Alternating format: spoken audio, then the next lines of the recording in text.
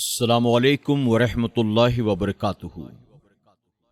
میرے پیارے آقا علیہ الصلاۃ والتسلیم کے پیارے دیوانوں، خاتون جنت حضرت فاطمۃ الزہرا رضی اللہ تعالیٰ عنہا کی کنیزوں، مکاشفۃ القلوب کے ایپیسوڈ نمبر 82 میں آپ تمام کا استقبال ہے۔ الصلاۃ والسلام علیک یا رسول اللہ، الصلاۃ والسلام علیک یا حبیب اللہ، الصلاۃ والسلام علیک یا نبی اللہ، وعلی آلک واصحابک یا نور اللہ، صلی اللہ تعالی علیہ وسلم۔ باب 58، دنیا کے دھوکے۔ دنیا کے تمام حالات خوشی اور غم کے ارد گرد گردش کرتے رہتے ہیں۔ دنیا اپنے چاہنے والوں کی خواہشات کے مطابق نہیں رہتی، بلکہ وہ حکیم مطلق اللہ تعالی کی حکمت کے مطابق رنگ بدلتی رہتی ہے۔ فرمان الہی ہے، مفہوم، وہ ہمیشہ مختلف رہیں گے، مگر وہ جس پر تیرے رب نے رحم کیا وہ اس سے محفوظ رہیں گے۔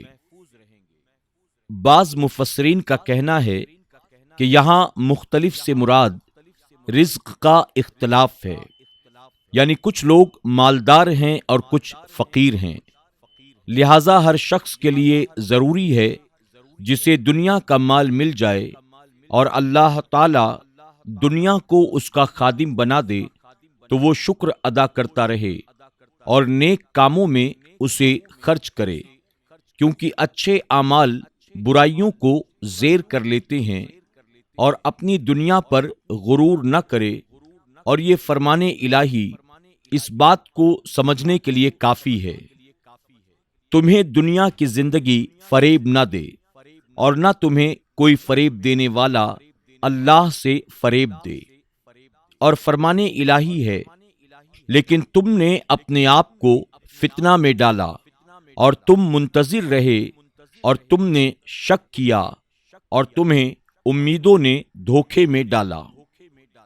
دنیا کے فریب سے گریز کے لیے یہ آیتیں عقل مند انسان کو بہت کچھ بصیرت سکھاتی ہیں۔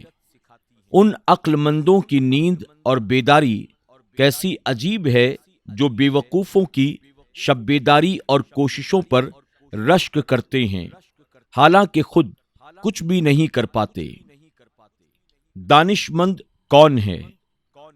فرمان نبوی صلی اللہ علیہ وسلم ہے، عقل مند وہ ہے جس نے اپنے نفس کا محاسبہ کیا اور موت کے بعد کے لیے عمل کیے، اور بے وقوف وہ ہے جس نے نفسانی خواہشات کی پیروی کی اور اللہ تعالی سے ڈھیروں دنیاوی تمنائیں رکھیں۔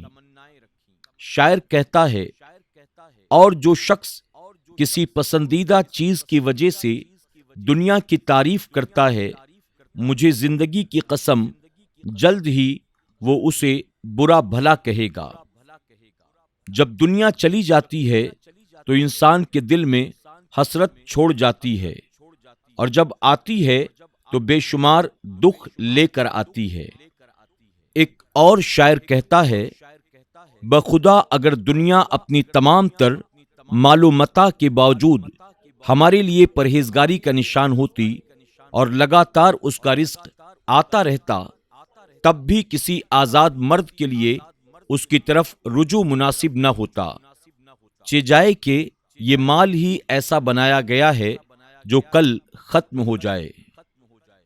ابن بسام کہتا ہے، دنیا اور اس کے دنوں پر تعجب ہے، بے شک یہ دکھوں کے لیے پیدا کی گئی ہے، اس کے دکھ ایک لمحہ بھی ختم نہیں ہوتے۔ اس پر اور اس کے عجیب حالات پر تعجب ہے، یہ لوگوں کی جان لیوا معشوقہ ہے۔ ایک اور شاعر کہتا ہے، میں دیکھتا ہوں کہ زمانہ بخیل ترین لوگوں کو بے انتہا مال دینے پر آمادہ رہتا ہے، اور عزت و فضیلت والے سے زمانہ دنیا کو روک دیتا ہے، میں نے اسے کہا تم اصل بات میں غور کرو۔ خبیث حرام کمائی کے مال اکٹھا کرتے ہیں، لہذا خبیث مال اور خبیث لوگوں میں جمع ہوتے ہیں۔ دوسرا شاعر کہتا ہے، زمانے سے پوچھ تو نے کسریٰ قیصر، ان کے محلوں اور ان کے رہنے والوں سے کیا کیا؟ کیا ان سب نے تجھ سے جدائی کی اپیل کی تھی کہ تو نے کسی عقل مند اور کسی بیوقوف کو نہیں چھوڑا؟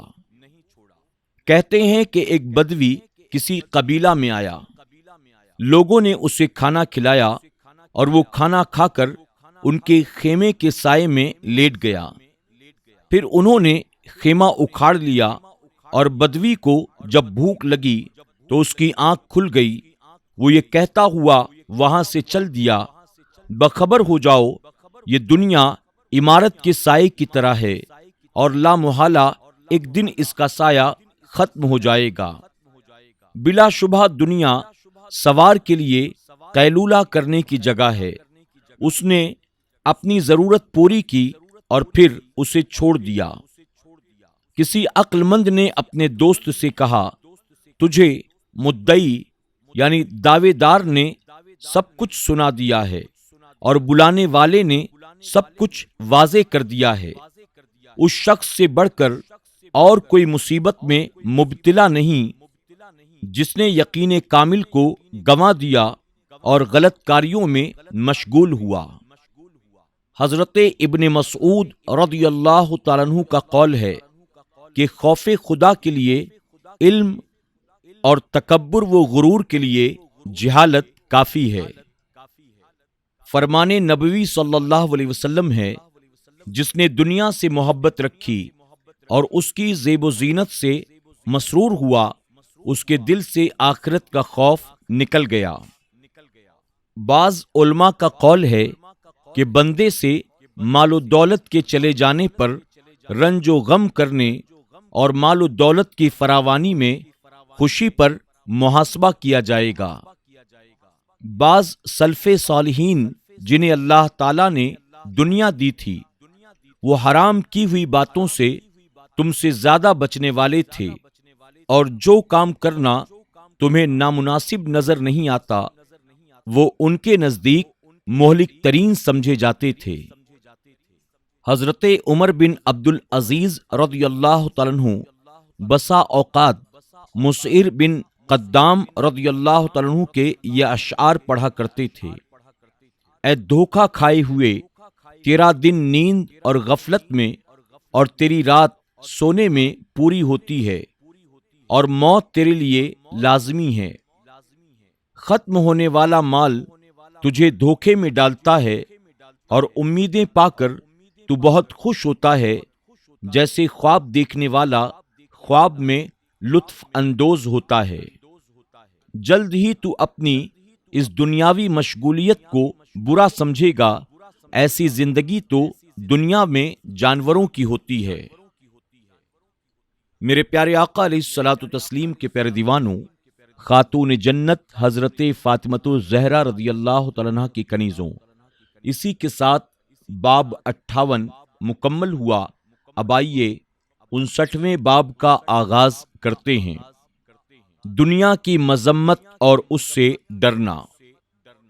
حضرت ابو امامہ باہلی رضی اللہ تعالیٰ عنہ سے مروی ہے کہ ثعلبہ بن حاطب رضی اللہ تعالیٰ عنہ نے رسول اللہ صلی اللہ علیہ وسلم کی خدمت میں عرض کی، یا رسول اللہ صلی اللہ علیہ وسلم، میرے لیے دعا کریں، اللہ تعالیٰ مجھے مال دے۔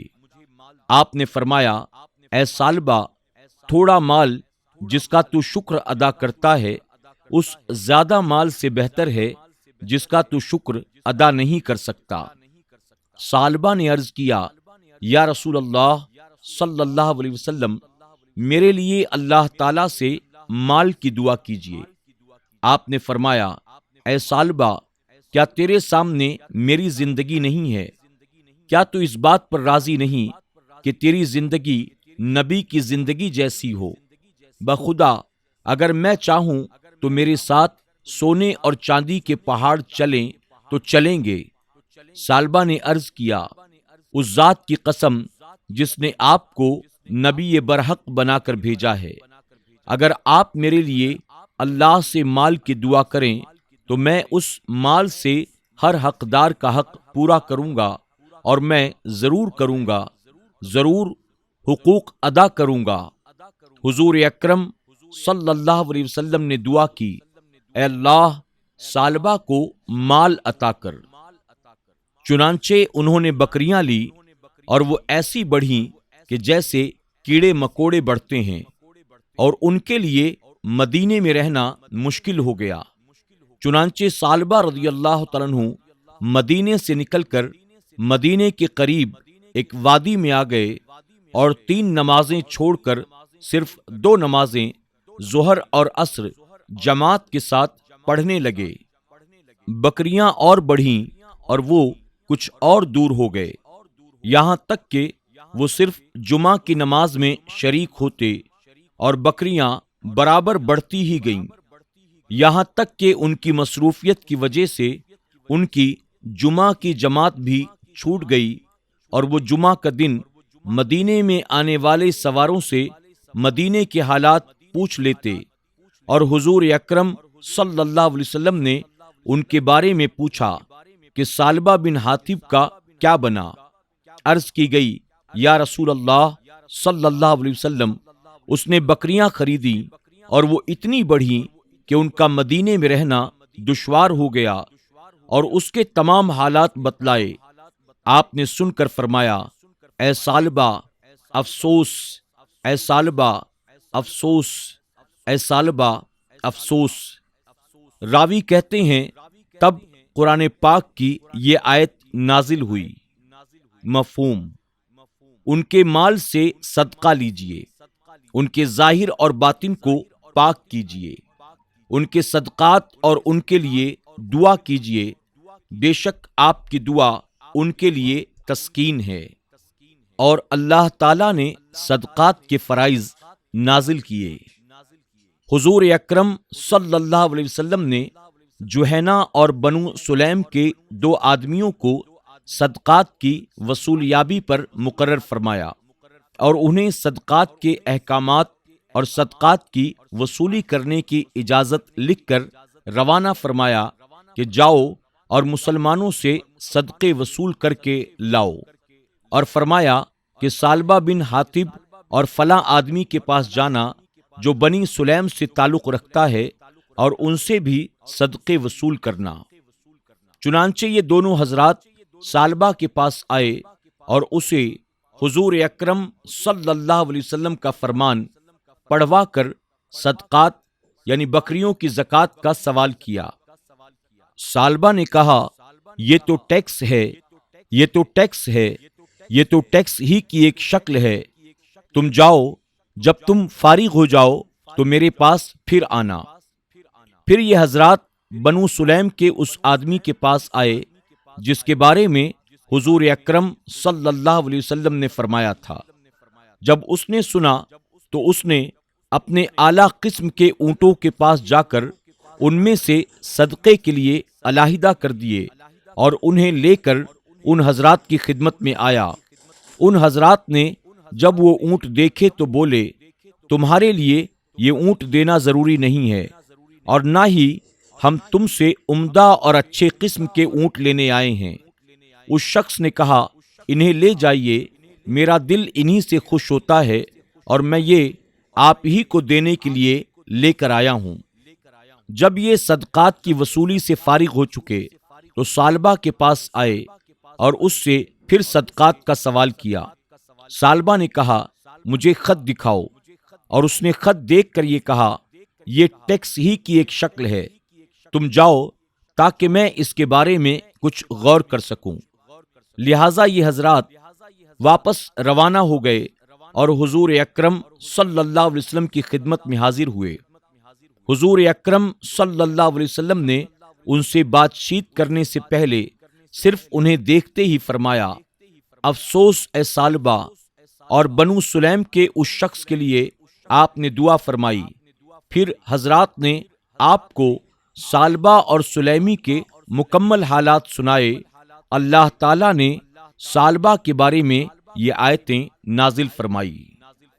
میرے پیارے آقا علیہ الصلوۃ والتسلیم کے پیارے دیوانوں، خاتون جنت حضرت فاطمۃ الزہرا رضی اللہ تعالیٰ عنہا کے کنیزوں، آج کے درس میں بس اتنا ہی۔ انشاءاللہ کل کے ایپیسوڈ میں ہم اس کے آگے کا مکمل واقعہ سماعت کریں گے اور اس باب سے مزید باتیں بھی سنیں گے۔ تب تک کے لیے اجازت دیں، اپنا خیال رکھیں اور اپنی دعاؤں میں ہمیں ضرور یاد رکھیں۔ السلام علیکم ورحمۃ اللہ وبرکاتہ۔